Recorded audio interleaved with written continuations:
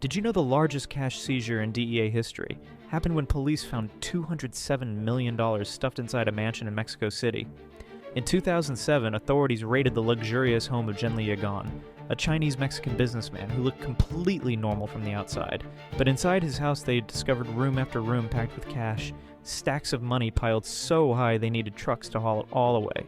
Yagan wasn't just rich, he was the mastermind behind one of the most sophisticated drug operations ever discovered. He imported chemicals from China and sold them to Mexican cartels who used them to make methamphetamine. His network was incredible: fake companies, corrupt officials, and connections to Chinese crime groups. For years, this man lived as a respected businessman while secretly making hundreds of millions of dollars. He had fooled everyone.